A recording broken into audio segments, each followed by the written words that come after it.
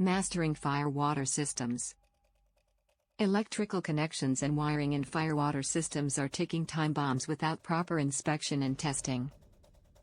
How should an operator inspect and test electrical connections and wiring in a fire-water system to ensure optimal performance and compliance with safety standards? Inspection and testing of electrical connections and wiring in a fire-water system are crucial to ensure optimal performance, reliability, and compliance with safety standards. To achieve this, operators should follow a systematic approach to inspect and test electrical connections and wiring.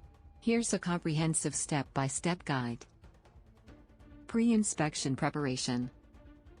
1. Review documentation. Familiarize yourself with the system's electrical diagrams, wiring schematics, and technical manuals. 2. Gather necessary tools. Ensure you have a multimeter, wire tester, or other specialized tools required for the inspection.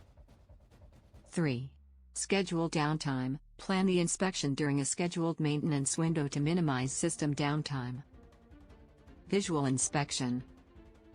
1. Visual examination. Perform a visual examination of electrical connections, wiring, and components for signs of wear, damage, or corrosion. 2.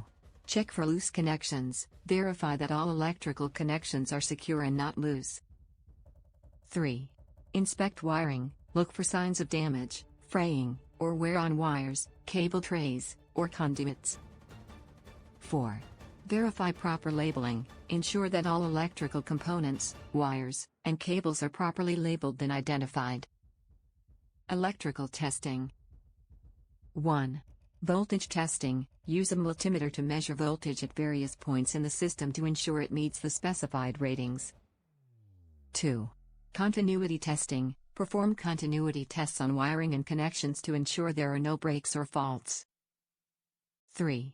Insulation resistance testing. Perform insulation resistance tests to detect any electrical leaks or faults. 4. Earth ground testing. Verify that the system's earth grounding system is intact and functional. Specific component testing. 1.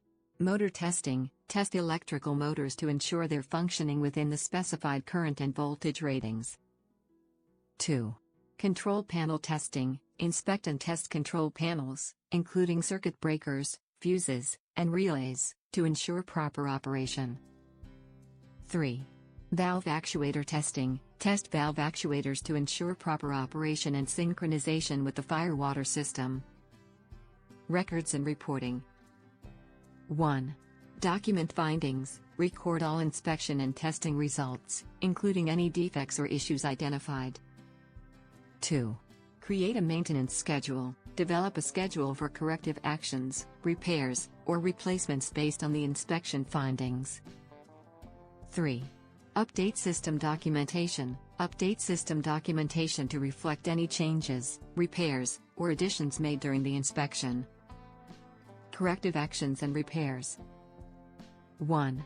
Prioritize repairs. Prioritize repairs based on the severity of the issue and the potential impact on system operation. 2. Replace defective components. Replace any defective components, including wires, connectors, or electrical devices. 3. Implement temporary repairs. Apply temporary repairs or workarounds to ensure system operation until permanent repairs can be made. Verification and validation. 1.